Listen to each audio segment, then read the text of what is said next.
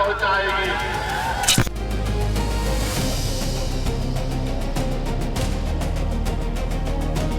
क्योंकि बिहार में इनका मामला सीट पर फंस गया है, बिहार चुनाव में सीट पर फंस गया है मामला।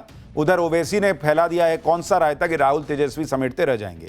पवन सिंह, मैथिली ठाकुर, अक्षरा सिंह, टीएम मोदी के वो स्टार पावर जो बिहार में गजब ढाने वाली है। बिहार इलेक्शन का चैप्टर अब खोलता हूं। बिहार में चुनाव की तारीखें जब से आई तब से सारे दल, सभी गठबंधन अपना गुनागणित कर रहे हैं। ये काम कीजिए, एक काम कीजिए, इसको इतना सीट देते ना मेरे को कितना मिलेगा। कहीं सीट शेयरिंग की बात तेजी से आगे बढ़ाई जा रही है, कहीं सीट शेयरिंग पर मामला फंस गया है। नरेंद्र मोदी, नीतीश कुमार के खेमे में क्या हो रहा है, राहुल गांधी और लालू यादव के खेमे में क्या चल रहा है, जबरदस्त हलचल कैसे मची हुई है। और हलचल इस बात से भी मची हुई है कि ओवैसी इस बार बिहार में खूंटा ठोक कर बैठ गए। ओवैसी ने इंडी गठबंधन के लिए ऐसा रायता बिहार में फैला दिया है कि राहुल तेजस्वी सब समेटते रह जाएंगे। राहुल गांधी और तेजस्वी यादव के लिए नरेंद्र मोदी तो बड़ी चुनौती है ही, लेकिन इससे भी अलग टेंशन में है कि भाई ओवैसी अलग तनाव बन गए उनके लिए।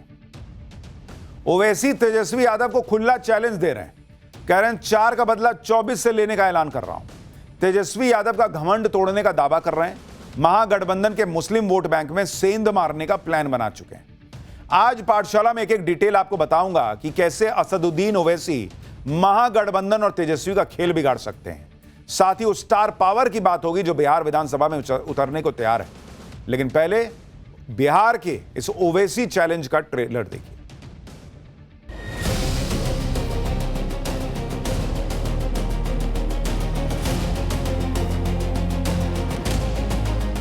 तेजस्वी, सुन लो राजद के नेता, हम तुमको बता रहे हैं तुम्हारी नादानी तुमको नुकसान पहुंचाएगी।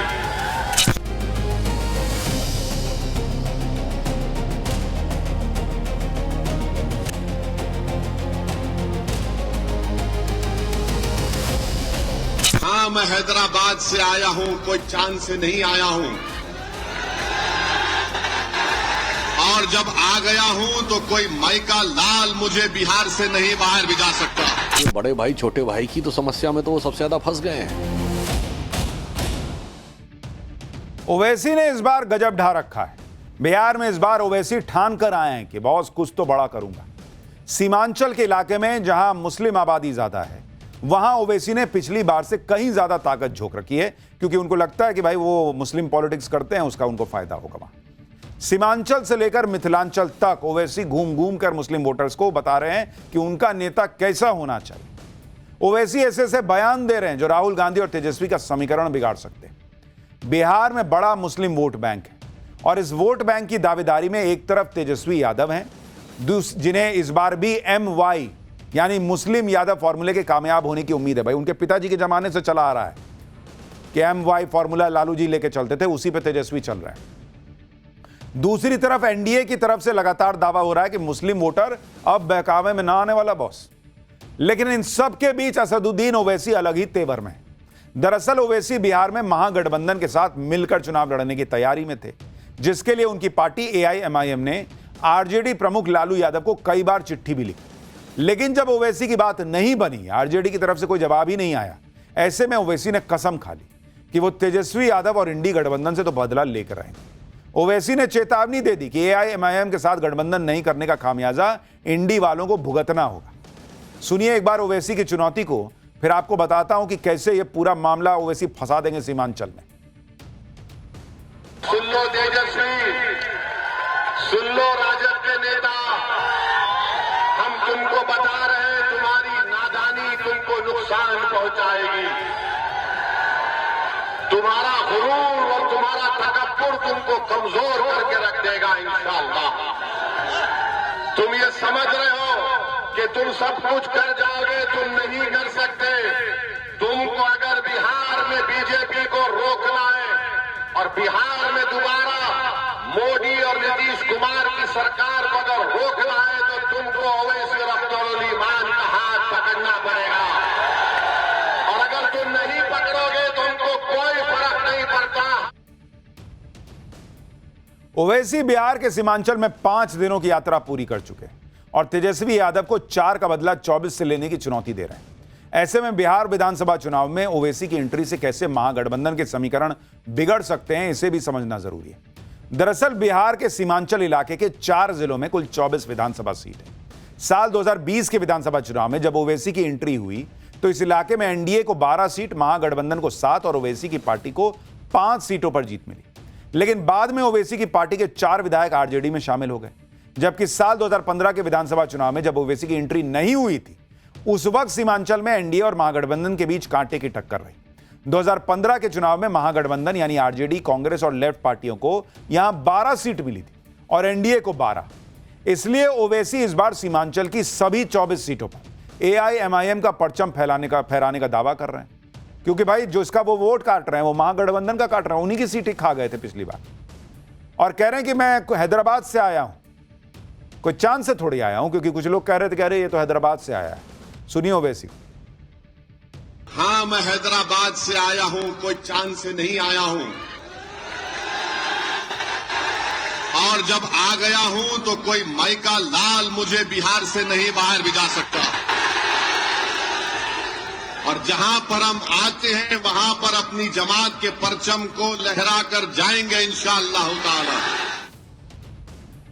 बिहार के सीमांचल इलाके में ही ओवैसी ने क्यों पूरी ताकत झोंक रखी है, इसके लिए सीमांचल में वोटर्स का गणित समझना जरूरी है। सीमांचल में भाई अररिया, कटिहार, पूर्णिया, किशनगंज जिलों में 24 विधानसभा सीट।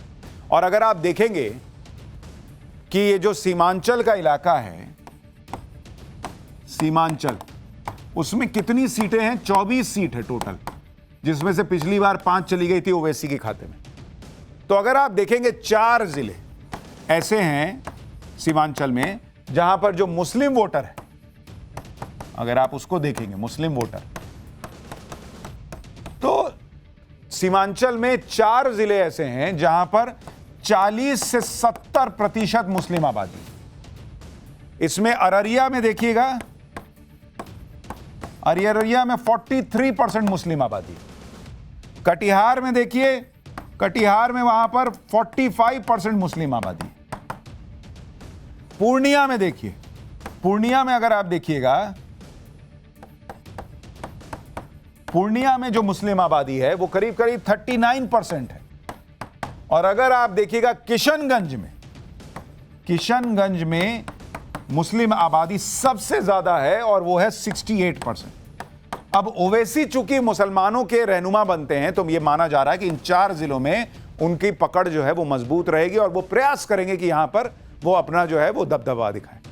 अगर पूरे बिहार की बात करें तो राज्य में करीब 18% मुस्लिम वोटर्स हैं और राज्य की कुल 47 विधानसभा सीटों पर मुस्लिम वोटर सीधे निर्णायक भूमिका निभाते हैं। इन्हीं मुस्लिम वोटर्स को ओवैसी अपना हथियार बनाने में जुटे हैं और खुद को बीजेपी की बी टीम बताने वाले महागठबंधन के नेताओं को निशाने पर ले रहे हैं। कैसे? सुनिए। अगर मैं किसी हर जलसे में आवाम से पूछता हूँ कि बताओ क्या तुमने बीजेपी को वोट किया, तो सब हाथ उठाकर कहते हैं कि हमने नहीं किया। तो बीजेपी कामयाब कैसे हो रही? जहाँ पर हम पे इल्जाम लगाया जाता है कि सुनिए, इल्जाम लगाया जाता है कि मजलिस खड़ी हो जाती।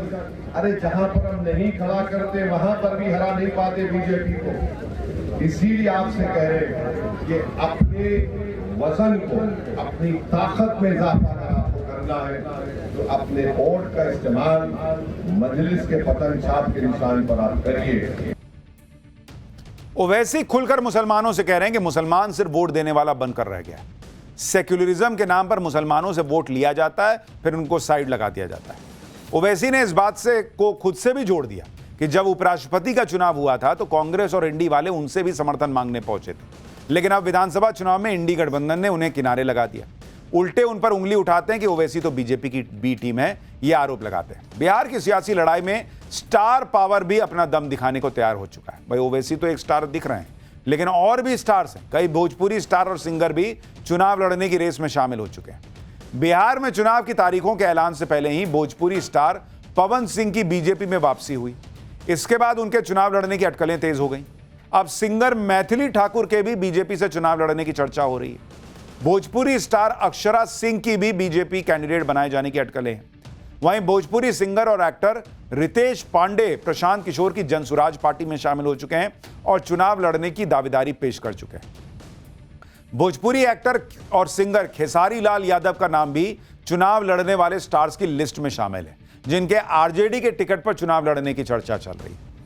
सिंगर मैथिली ठाकुर के बीजेपी की तरफ से बिहार में चुनाव लड़ने की अटकलें उस वक्त तेज हुई जब बीजेपी के बिहार प्रभारी विनोद तावड़े ने मैथिली ठाकुर के साथ मुलाकात की तस्वीर शेयर की।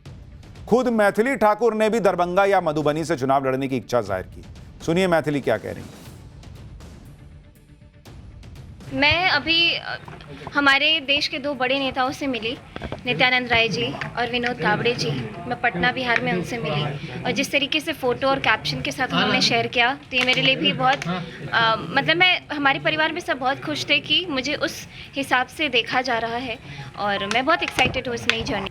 सीट अभी निर्धारित नहीं हुई है, लेकिन मैं चाहूँगी, मेरी प्रेफरेंस है कि दरभंगा मधुबनी जो दोनों मेरा खुद का घर रहा है, तो देखूँगी कि मुझे चाहत यही रहेगी कि दोनों में से कहीं से भी सीट मिले।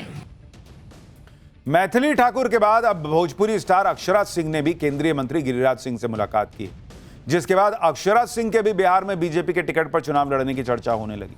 हालांकि चुनाव लड़ने पर अक्षरा सिंह का अभी कोई बयान सामने नहीं आया है। इससे पहले भोजपुरी स्टार पवन सिंह भी पिछले दिनों अमित शाह और जेपी नड्डा से मुलाकात कर चुके हैं और बिहार में एनडीए के साथ खड़े रहने का ऐलान कर चुके हैं। यानी बीजेपी अपनी स्टार पावर भी बढ़ाती जा रही है और बिहार में कई जगहों पर यह स्टार पावर प्रभाव दिखा सकती है।